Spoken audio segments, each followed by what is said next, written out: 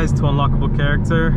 Some of you asked for nighttime point of view footage, so here I am. I'm starting the video in full comfort settings. I'm gonna get the car into M2 now, which is rear wheel drive, and sportier settings with the suspension and comfort settings as well as the steering.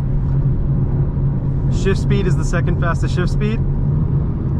And let's have some fun. I'm gonna open the window just a little bit. Go down to fourth.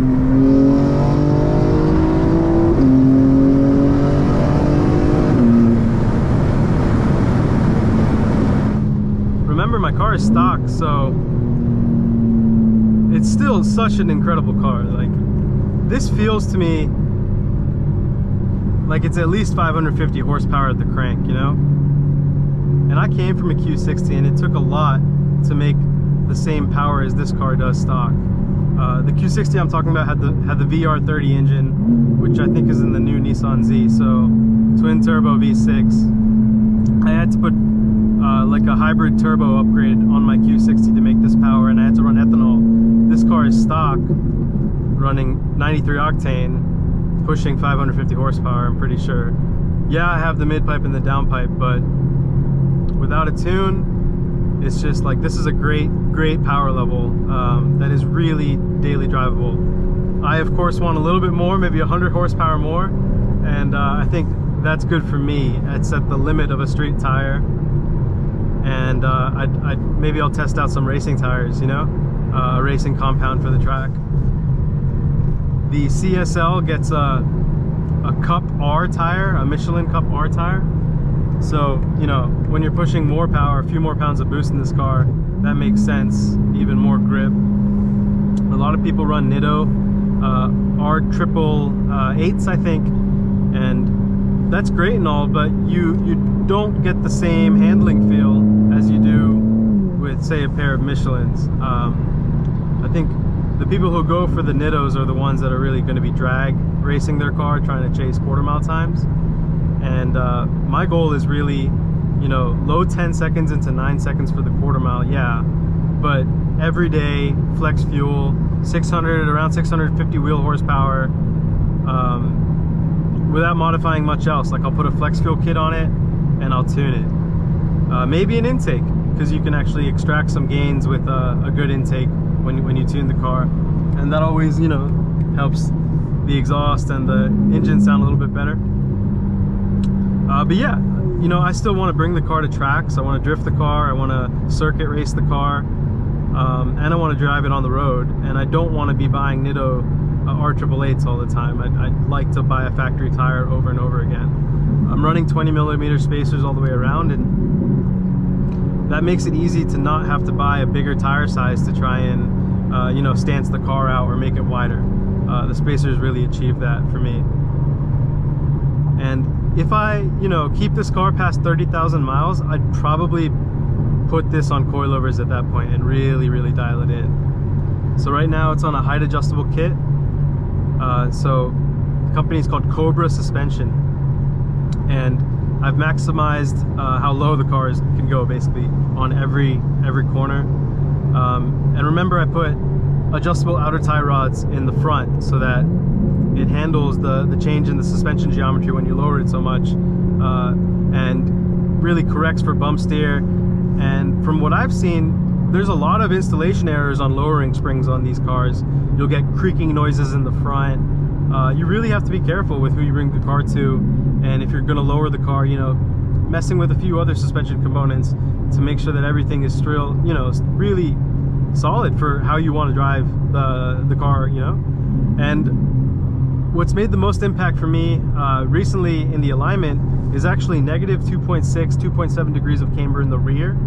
The front, there's really no adjustability, so I might have to do a camber plate if I really want to track the car and get some times. But the front is negative 2 degrees of camber, so trying to maximize the contact patch. The rear, negative 2.7, has like transformed the way I think this car handles. It needs so much less of input to take turns. So I think that's something to look out for too if you're looking to change the alignment on one of these when you get it. Running more rear camber definitely helps.